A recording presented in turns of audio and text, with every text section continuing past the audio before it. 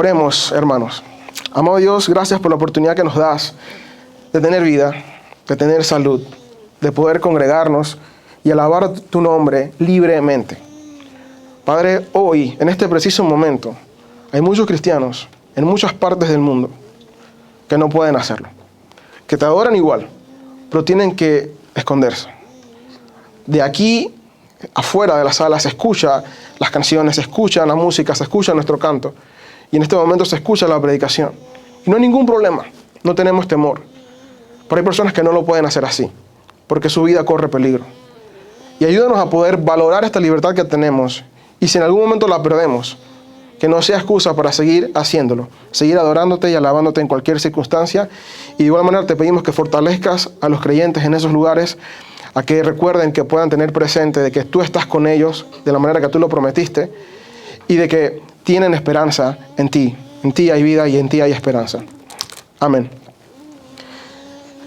Hoy vamos a ver entonces Primera a Timoteo, capítulo 3, versículos del 8 al 13, que dice así: de la misma manera también los diáconos deben ser dignos de una sola palabra, no dados al mucho vino, no amantes de ganancias deshonestas, sino guardando el misterio de la fe con limpia conciencia.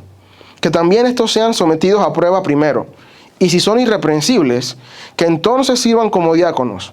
De igual manera, las mujeres deben ser dignas, no calumniadoras, sino sobrias, fieles en todo. Que los diáconos sean maridos de una sola mujer, y que gobiernen bien sus hijos y sus propias casas. Pues los que han servido bien como diáconos obtienen para sí una posición honrosa y gran confianza en la fe que es en Cristo Jesús. Cuando estemos estudiando cada capítulo de esta carta a Timoteo, tengamos presente de que lo que Pablo está haciendo, por inspiración del Espíritu Santo, por Dios, dándole las directrices a un joven misionero pastor que iba a llegar a otra iglesia, en este caso Éfeso, a poner orden.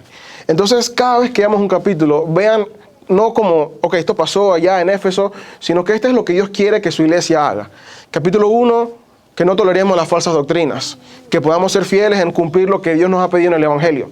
Capítulo 2 empezó hablando acerca de la importancia de los hombres orando y su rol como líderes en la iglesia y en la casa.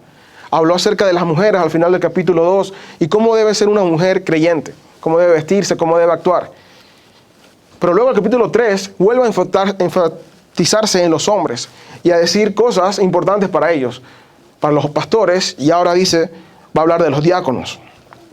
Entonces tengamos eso muy presente, porque la Biblia no es solamente un libro de historias para referencia o para ver si tal cosa. La Biblia es la palabra de Dios y es su mandato el que debemos seguir. Hace 4 años, en Panamá, una iglesia en Panamá, liderada por un misionero pastor que estaba ahí. Cuando ese pastor misionero se fue, tenía que dejar a alguien a cargo. ¿Cómo eligió a esa persona que iba a quedar a cargo? Él hizo lo siguiente. Él le dijo a la iglesia, me tengo que ir.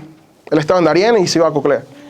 Y dijo, pero no puedo quedar así en la iglesia, sin nadie, así que lo que vamos a hacer es lo siguiente. Cada uno de los miembros de la iglesia escribe en un papel a quién le gustaría que quedara como líder de la iglesia. Y cada miembro lo hizo.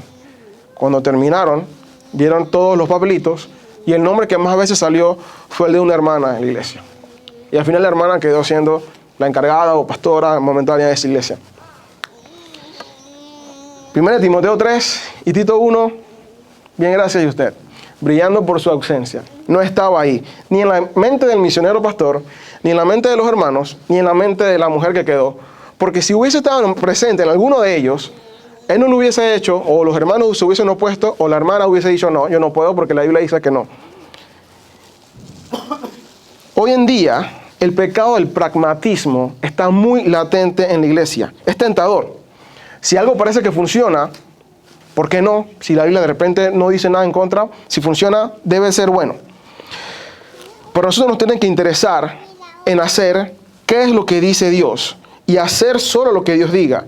Y si creemos que Dios es verdad y que su palabra es verdad, entonces la debemos valorar para todo lo que vayamos a hacer, principalmente para aquellas cosas que hacemos en las que se involucra la iglesia como organismo. Y así como esa iglesia hay muchos más, con gran ignorancia de lo que Dios le pide a los pastores, a los diáconos y en otras funciones, como se veía en Corinto también. Pero la iglesia bautista de Costa Verde no puede ni debe estar en ignorancia. Y no tenemos excusa. Ya excusamos acerca de los requisitos para el pastorado. Hoy vamos a excusar acerca de los requisitos para el diaconado. Y seguiremos viendo otras cosas que Dios pide para su iglesia. Hermanos, esto es muy importante. La iglesia de Dios, como en la próxima predicación el pastor Clifford va a hablar, tiene que ser columna y sostén de la verdad. Pero para poder ser eso, necesitamos ser bíblicos lo más que podamos. El título del sermón es Servidores Oficiales. Servidores oficiales. Yo sé que aquí tenemos hermanos de otros países, así que le agradecería que me comenten si en sus países sucede igual, o si en Panamá todavía sucede, porque lo que yo voy a contar es cuando yo estaba en primaria. Así que yo no sé si todavía eso lo hacen en las escuelas primarias. Pero en la primaria, porque en la secundaria nunca pasó que yo recuerde, las maestras o los maestros elegían cada año a una persona que iba a encargarse de la disciplina, era el COD, Cuerpo de Orden y Disciplina. Y había otro que se encargaba del Cuerpo de Orden y Aseo y otro que era Cruz Roja, con el que eso nunca hacía nada, pero se supone que tenía que velar por que todo estuviese seguro y que todo estuviese bien. Eso era, no sé, en mi tiempo, no sé si todavía se hará. Estos tres eran estudiantes, no eran maestros. Ellos no enseñaban, ellos no hacían otra cosa, ellos eran estudiantes igual que los demás. Tenían que estudiar, tenían que hacerle caso a los maestros, pero tenían que, al igual que los demás, guardar disciplina, el aseo y la seguridad. Todos los estudiantes. Pero salían tres que sobresalían y que ahora tenían que, aparte de hacerlo individualmente, velar porque el salón también lo hiciera. Seguían siendo igual que los demás, pero con una responsabilidad sobre el salón. Los diáconos son algo muy similar. Son hermanos al igual que todos los demás. Y que al igual que todos los demás hermanos, deben de velar por cumplir lo que Dios dice en su palabra. Debe interesarles servir a los unos a los otros. Solo que ahora lo van a hacer de una manera oficial. Ya no van a ver solamente por cómo ellos lo hacen, sino para que toda la iglesia, de manera oficial, esté bien servida. Pablo está dejando las bases de los cargos oficiales en la iglesia, que son solamente dos cargos: pastores, plural, y diáconos. Aquí, gracias a Dios, hay dos pastores. Le pedimos a Dios que mande más. Todavía no hay diáconos, así que es muy relevante esta predicación, porque puede servir para tal vez confirmar el llamado en algunos a este ministerio. El diácono es un cargo oficial de la iglesia que siento que ha sido bastante malinterpretado a lo largo de la historia, más recientemente. Ahora, la palabra diácono es una palabra extraña. Uno no escucha esa palabra normalmente por ahí en español. Diácono es la palabra griega, es una transliteración. Así mismo se escribe en griego, con K, en español es con C. Pero diácono significa en español, un sinónimo es servidor. O sea, un diácono es alguien que sirve. Así que eso es simplemente la definición de un diácono, un servidor, un siervo.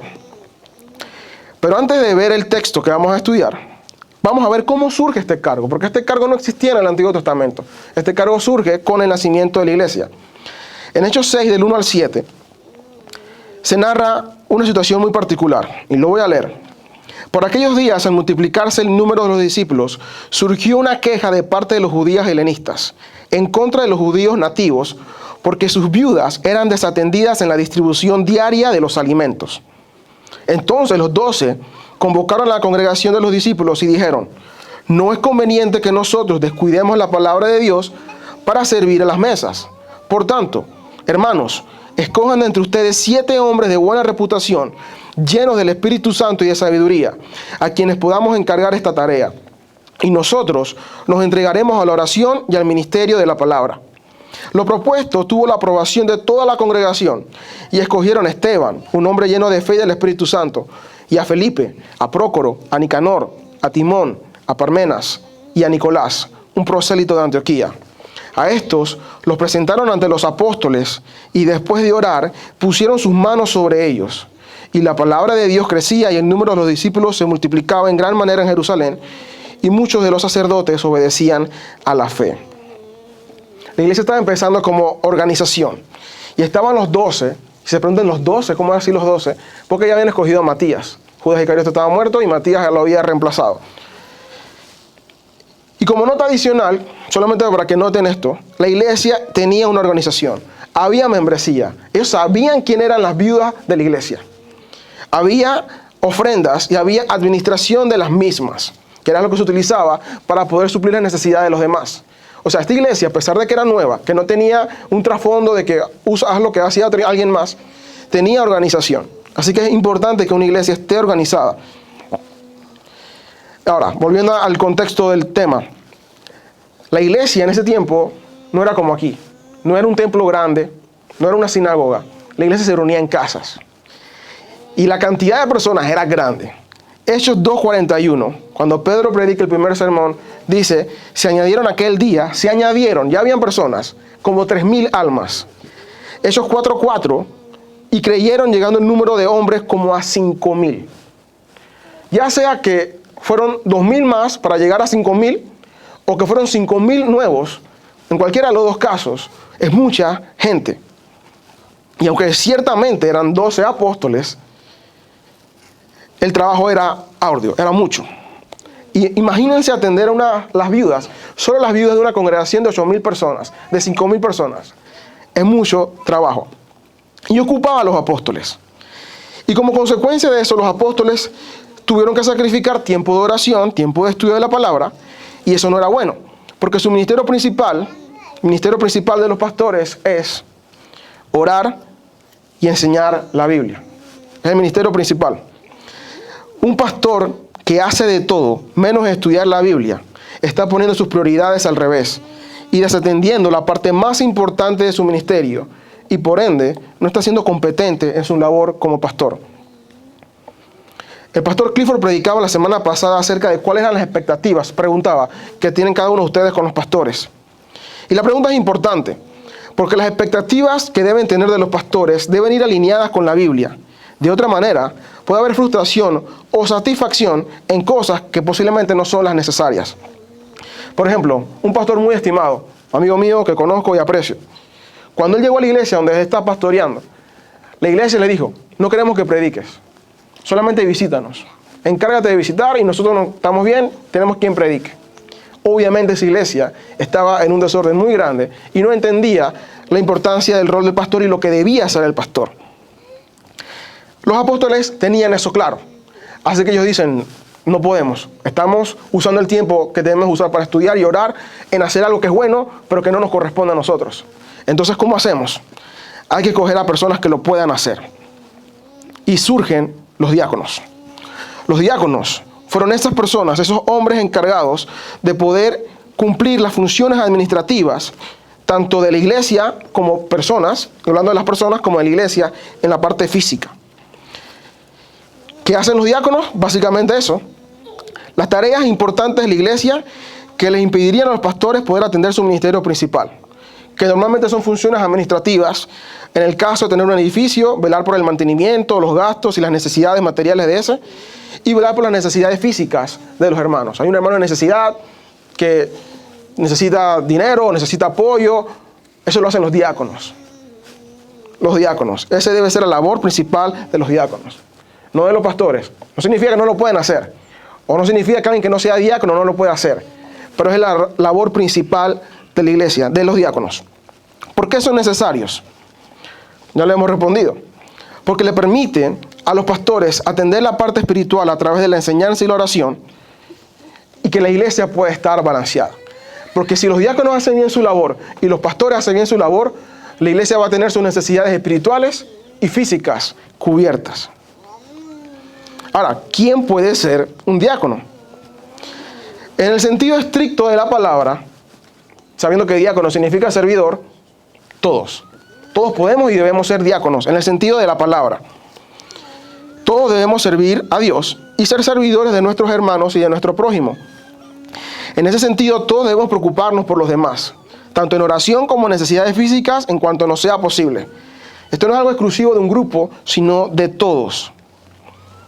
Y como hijos de Dios, nuestra expectativa no debe ser ver aquí cómo me sirven a mí, sino ver cómo yo sirvo a los demás también. Obviamente, debemos servirnos unos a otros y vamos a ser servidos, pero mi expectativa debe ser, yo quiero servir a los demás. Y usted puede y debe sin importar cargo o no, acercarse a sus hermanos, conversar con ellos, orar por ellos, velar por su bienestar.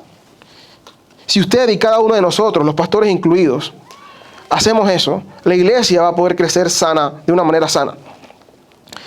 Si usted visita, esto no aplica para usted, pero esto va principalmente con aquellos que son miembros o los que están en proceso de ser miembros. Usted es alguien que se preocupa de que las visitas se sientan cómodas. Usted puede acercarse a la visita, decirle bienvenido, cómo están, poder decirle qué hay aquí, cómo que se cree, conversar con ellos. Hay iglesias donde eso no sucede, donde si los pastores no lo hacen, no lo hace nadie. Eso no es el modelo bíblico. Todos debemos participar, todos debemos preocuparnos los unos por los otros. Y eso, el domingo, es imposible que se haga. O sea, el domingo no alcanza para poder hacer esa labor bien. Se necesitan lunes, martes, miércoles, jueves, viernes y sábado. Entonces, hoy posiblemente usted converse con 2 o 3 personas, gloria a Dios por eso, pero en la semana no está prohibido que usted se contacte con los demás hermanos. De hecho, le animamos a que puedan hacerlo y que en la semana también puedan conversar con otros hermanos. Y no esperen a que aquí nadie me ha chateado. No, chatee usted, llame usted. Y pueda ser usted quien propicie la relación de poder ser de bendición a alguien más. Y si usted piensa que usted no sabe mucho, algo que me gusta decir en cuanto a eso, siempre va a haber gente que sepa más que usted, acérquese a esa persona y aprenda de ella, pero siempre va a haber alguien que sepa menos que usted. Acérquese a esa persona y enséñele lo poco que usted cree que sabe, para esa persona será mucho. Pero en el sentido del cargo oficial de servidor de la iglesia, sí hay requisitos y sí hay exclusividad. ¿Quiénes pueden poseer el cargo? Primer punto, hombres. Hechos 6:3. Lo que leímos en cuanto a la situación de Hechos. Los apóstoles dijeron, escojan de entre ustedes,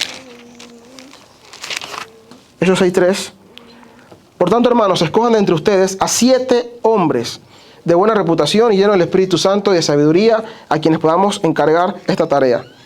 Hombres, y la palabra hombres no era genérica, sino género masculino, varones.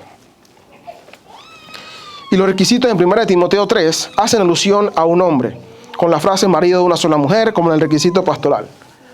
Varones. 2. Que tengan una buena reputación.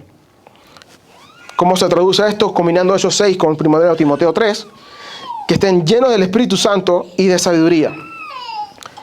Que fue lo que dijeron los apóstoles. Aquí también se dice. ¿Qué es una buena reputación y qué es estar lleno del Espíritu Santo y de sabiduría? 1 Timoteo lo desglosa más. Primero dice que sean dignos. Alguien respetado, de buena reputación. Perfecto, recuerde, no hay. Esa es una palabra que hasta cierto punto no me gusta usar, porque cada vez que alguien dice nadie es perfecto, suele ser una excusa para validar lo que está mal. Así que no buscamos la perfección, pero buscamos madurez.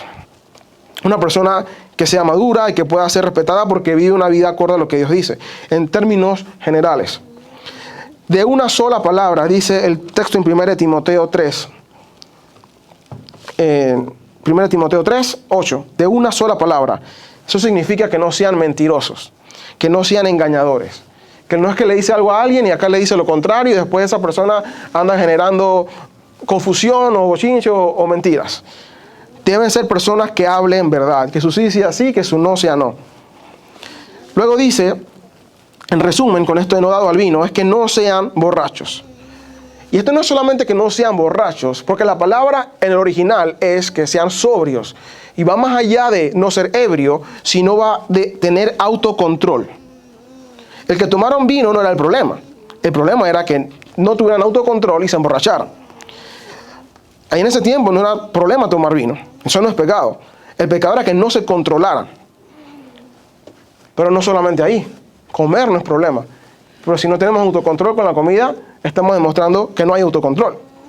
Comprar cosas no es problema. Pero si no tenemos control con las compras, control con las finanzas, ahí hay un problema. Porque la palabra dice que el Espíritu Santo que tenemos nosotros es de dominio propio. Así que debemos mostrar dominio propio. Aquí hace específicamente la traducción al vino, pero la palabra original no se limita al vino. Es a cualquier cosa que haya autocontrol.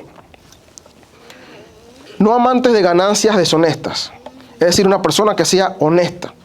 No debe ser una persona que quiera jugar vivo o en español que quiera ser un aprovechado. O sea, necesitamos personas que no vayan a sacrificar los valores por decir, ¿qué importa? Esto nadie lo sabe. Esto es ilegal, pero aquí nadie dice nada. Y podemos recoger algo de dinero o me ahorro dinero. Trampa de electricidad para pagar menos luz. Eso es muy común aquí en Panamá. Antes era común pagarle a la gente del cable para que te diera más canales sin necesidad de eso. Esas son ganancias deshonestas porque aunque no es un negocio, estás ahorrando de una manera deshonesta. Así que cualquier cosa pirata, ilegal, debe ser rechazada por todos. No debemos reprochar eso. Y si la respuesta es que no tengo dinero, entonces no lo compramos. Esperamos a tener el dinero para poder utilizarlo. Si no tenemos el dinero, entonces no es algo que debemos tener. Guardando el misterio de la fe, dice ahí también este texto, que significa que conozcan el Evangelio, que lo entiendan y lo vivan. Son personas que entienden el Evangelio, que guardan la sana doctrina.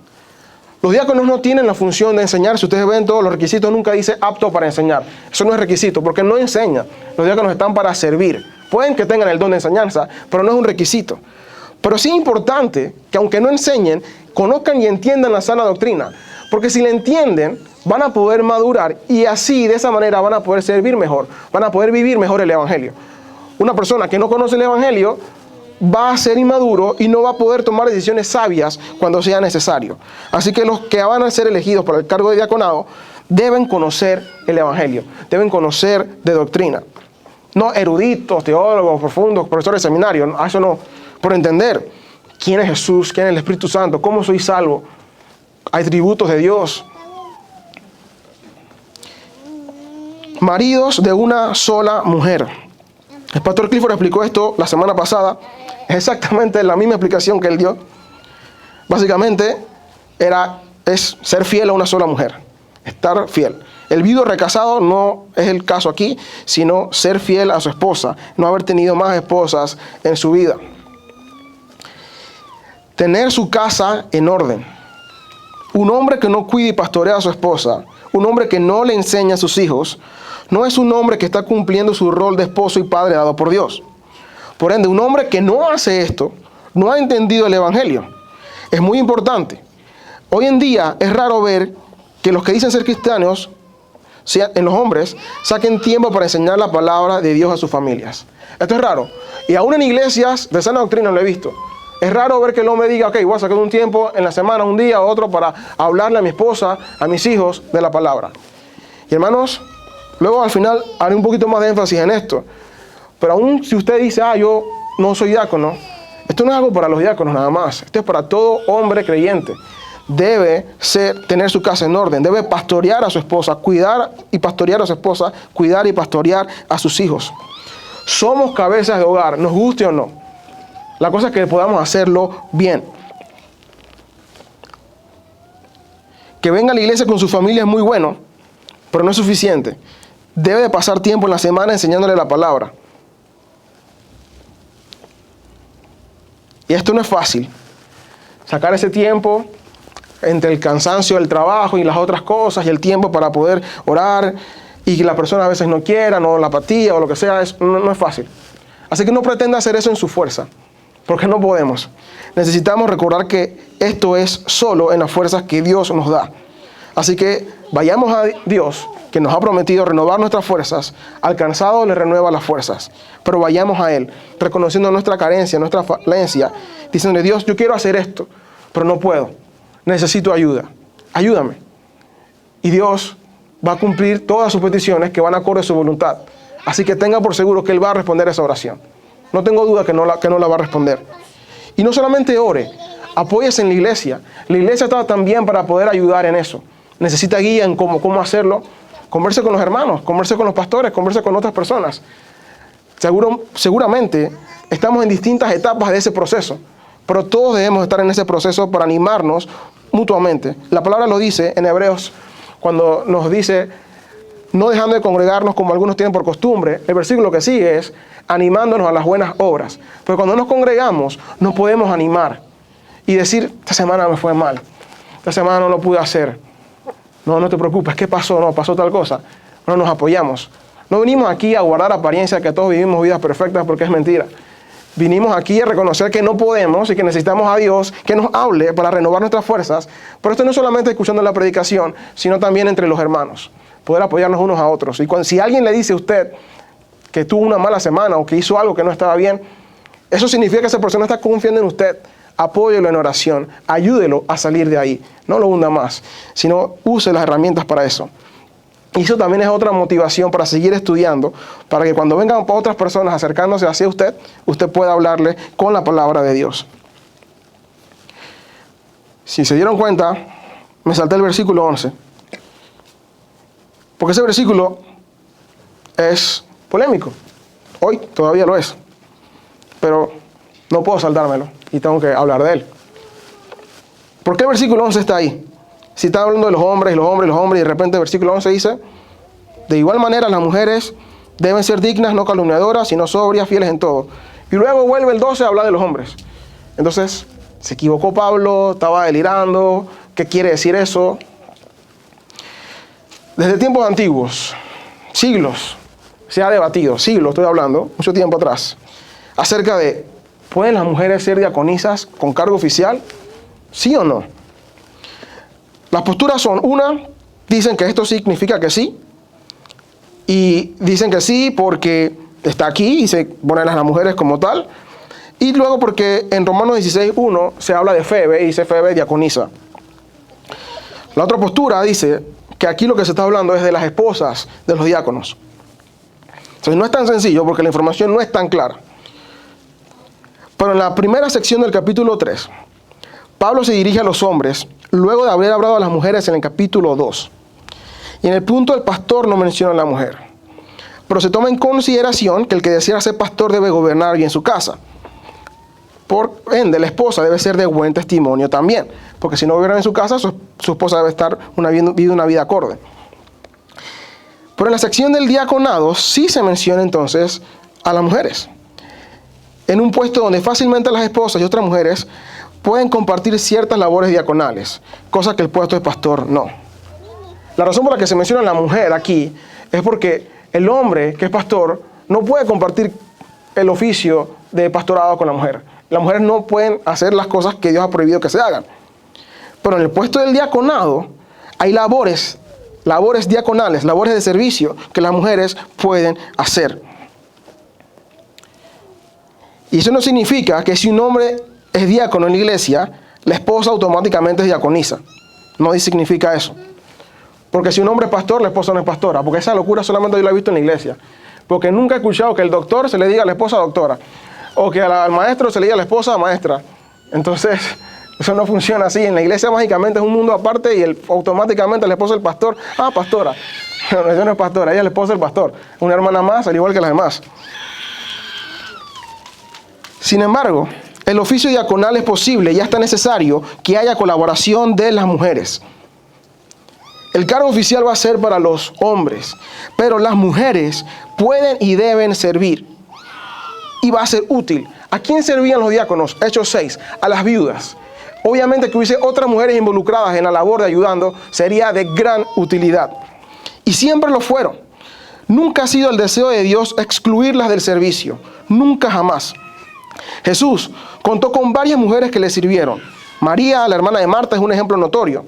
En Lucas 8, del 1 al 3, poco después Jesús comenzó a recorrer las ciudades y aldeas, proclamando y anunciando las buenas nuevas del reino de Dios. Con él iban los 12 discípulos y también algunas mujeres que habían sido sanadas de espíritus malos y de enfermedades. María, llamada Magdalena, de la que habían salido 7 demonios. Juana, mujer de Chuza, mayordomo de Herodes, Susana y muchas otras que de sus bienes personales contribuían al sostenimiento de ellos. Y en otras versiones dice, servían a Dios con sus bienes. Y la palabra que se utiliza ahí es diaconeo, es decir, servían. Funciones importantes. Se mencionan a las mujeres por nombre. Antes de Jesús, ninguna mujer podía ser discípula de ningún rabino, ninguna. Y Jesús no solamente tenía mujeres que lo seguían, que eran discípulas, sino que además servían.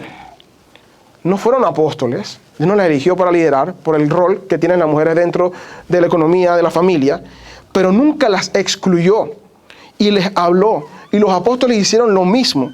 Cuando escuchamos la última prédica del capítulo 2, veíamos cómo Pablo y Bernabé fueron en un momento a hablar a un grupo de mujeres. Hubo ocasiones en las que Pablo predicó y la audiencia eran solamente mujeres. Ningún otro filósofo griego hubiese hecho eso. De hecho, una vez le preguntaron a Sócrates si había alguien con el que él hablara menos que con su mujer. Y Sócrates dijo, yo creo que no.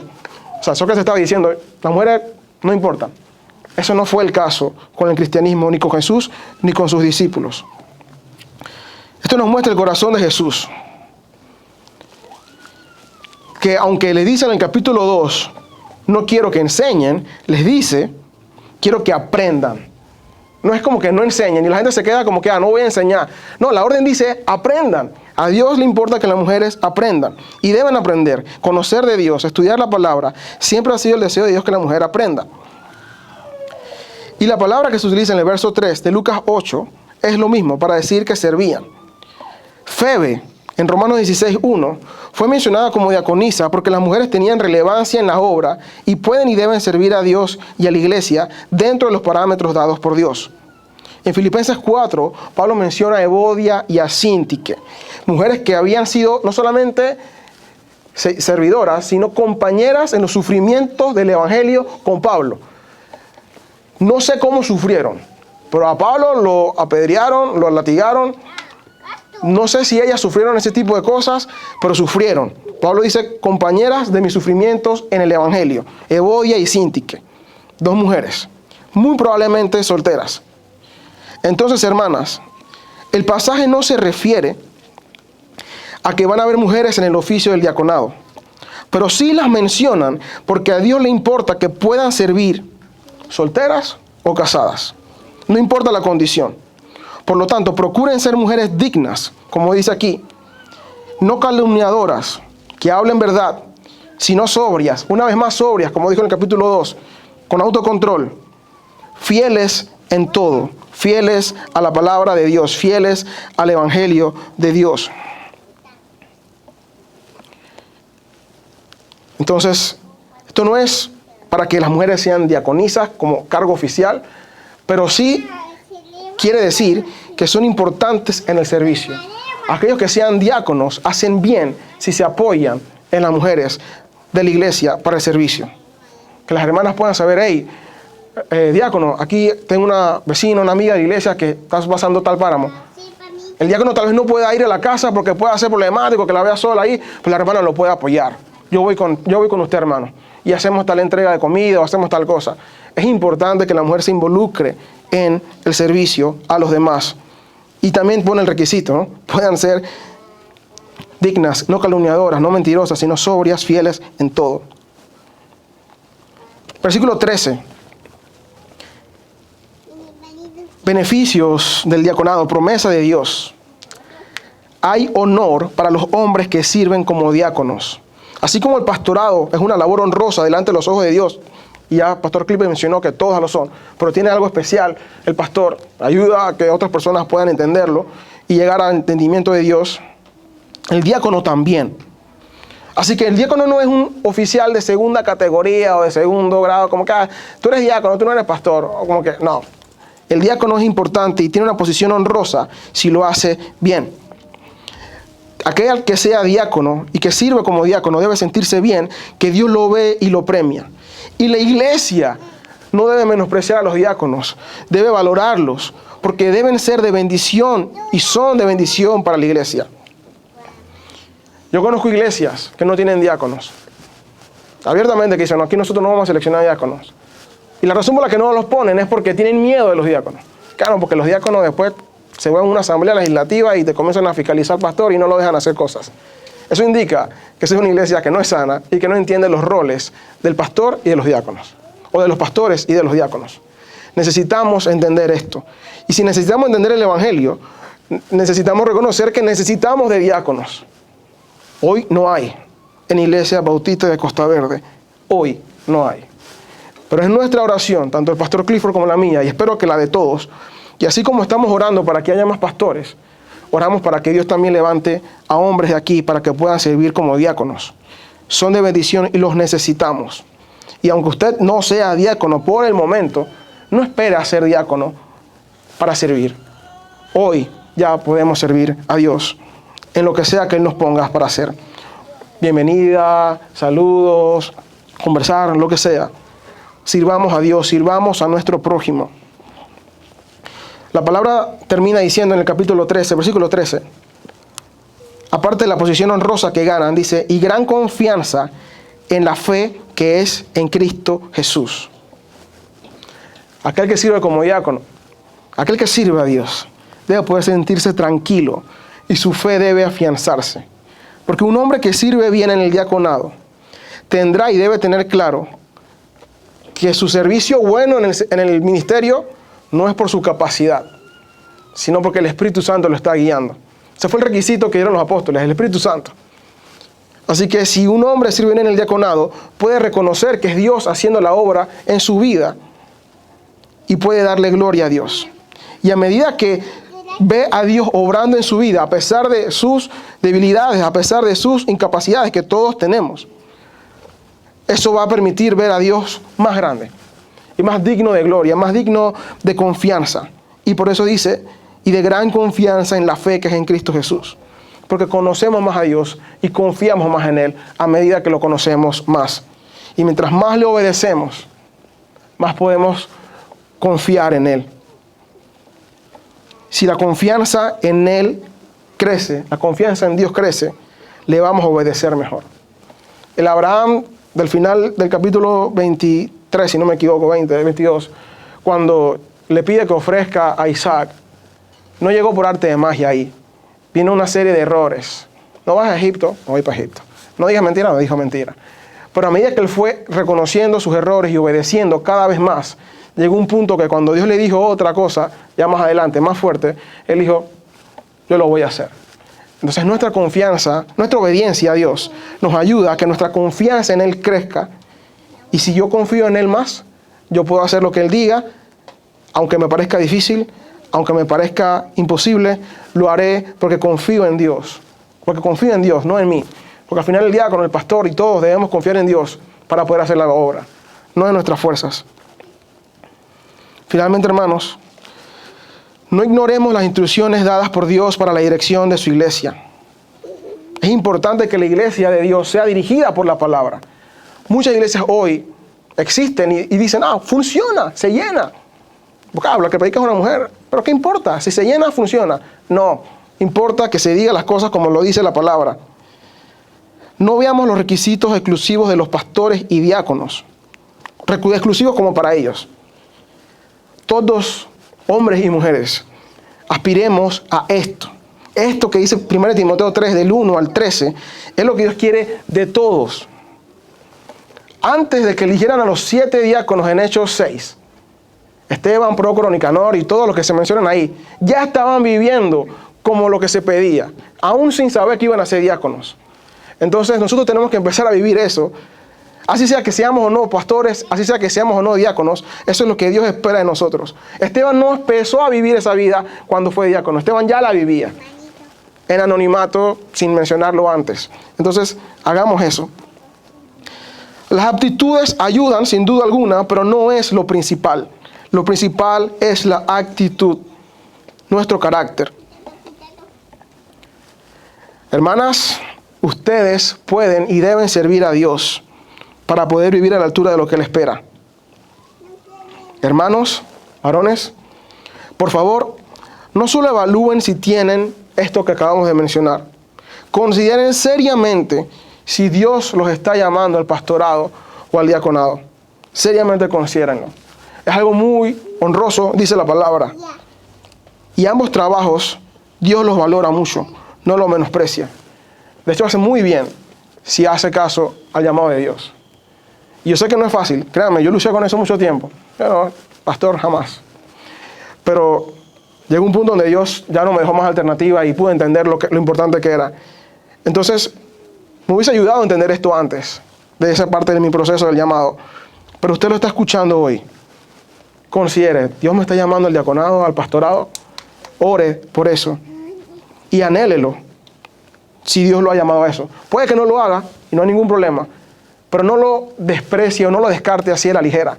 considérelos primero seriamente. Porque si Dios los está llamando, la iglesia se va a beneficiar de eso grandemente. Y lo más importante, hermanos, recordemos que no somos una empresa. Somos la iglesia de Dios y nuestro director, nuestra cabeza es Cristo. Él es el dueño de la iglesia. Lo necesitamos a Él para las instrucciones y también para que nos fortalezca para las labores. No tenemos libertad para inventar. Necesitamos apegarnos a lo que Cristo diga en su palabra. Jamás pensemos que nos puede ir bien y glorificar a Dios como iglesia si vivimos lejos del Evangelio de Cristo. Y si usted no es parte de la iglesia, es decir, usted todavía no pertenece a la iglesia o a ninguna iglesia, si usted todavía ni siquiera es cristiano, hermanos, si a la iglesia no le va a ir bien viviendo lejos del Evangelio de Cristo, aunque sean cristianos, mucho menos le va a ir bien a los que ni siquiera han creído en el Evangelio. Al final, cuando Cristo venga, cuando se diga se acabó la función de este mundo, van a haber dos clases de personas. Los que se van a alegrar de ver a Cristo regresar en las nubes y los que van a llorar para siempre. Porque Él viene a juzgar y se van a dar cuenta que su justicia se va a quedar corta. La de los que van a ser salvos también se quedó corta, pero confiaron en la justicia perfecta de Cristo. Y por eso se alegran, porque saben de que han sido perdonados, que han sido aceptados. Hoy, y mientras haya vida, hay tiempo y esperanza. Así que no lo postergue más, porque no sabemos nada, de verdad. Y cada vez que yo conozco o me entero de muertes, eso lo tengo mucho más presente. Antes de ayer murió el novio de una amiga mía. Ese muchacho iba conmigo en edad más o menos, 33, 34 años. Murió, COVID, le dio los pulmones, se le complicaron, tuvo, no sé, como 3 meses en el hospital. En junio entró, Karina naciendo y él entrando al hospital. Y murió antes de ayer. No se pudo despedir de su familia, no tuvo tiempo de reaccionar, estaba todo en cuidados intensivos. Entonces, no cuenten con que ustedes tienen toda la vida. Nadie la tiene asegurada. Entonces, considere cómo vivimos y póngase a cuentas con Dios. Arrepiéntase de sus pecados y venga delante de Él, que hoy el confesar nuestros pecados delante de Dios significa perdón. Arrodillarnos delante de Dios hoy es perdón. Pero al final, si usted no lo hizo, se va a arrodillar delante de Dios, pero va solamente para reconocer su señorío y el juicio que Él va a hacer, que va a ser justo. Entonces, hermanos, y personas y amigos y amigas que nos visitan, no perdamos más tiempo en esto. Y únase a la iglesia de Dios, preciada, lo que Él cuida con su vida, dio su vida y ha prometido su presencia hasta el fin. Y su vida no hay por qué vivirla sola, no tiene por qué vivir sus pruebas solos. Para eso está la iglesia, local y universal. Hoy tenemos hermanos que son de otras partes del mundo y que se unen aquí y que llegan acá y es como que fuéramos hermanos de toda la vida, y es porque así es la iglesia de Dios. Nos une un mismo espíritu, nos une nuestro Salvador Jesucristo. Oremos. Amado Dios, gracias por la oportunidad de escuchar tu palabra. Gracias porque nos permites poder ver tu obra viva y activa en nuestras vidas. Gracias porque tu evangelio nos confronta, pero también nos consuela. Padre, gracias porque tú no nos has dejado sin instrucciones. Hoy la iglesia no tiene por qué inventar, porque tu palabra es eterna y no expira. Así que aunque los tiempos cambien, tu palabra sigue siendo vigente. Y ayúdanos a confiar en ella, a que tu palabra es suficiente para la iglesia de 2021, para la iglesia que lo fue en el 1960 y para la iglesia del primer siglo. Y para la iglesia que venga en el 2050, si tú no has venido, seguirá siendo suficiente. Perdónanos si en algún momento la hemos menospreciado y como que, para esto no importa. Y ayúdanos a poder ponernos a cuentas con lo que tú pides y con lo que tú demandas. Tú eres la cabeza de la iglesia. Y ayúdanos a entender de que tú eres suficiente para todos. Y si alguien hoy no te conoce, Padre, te ruego que toques su corazón y le permitas poner su confianza y fe en Cristo Jesús. Que puedan arrepentirse de sus pecados con la confianza de saber de que tú los perdonas. Y que puedan reconocer y entender que tú eres Señor. Y someternos a tu señorío es ganar libertad. Amén.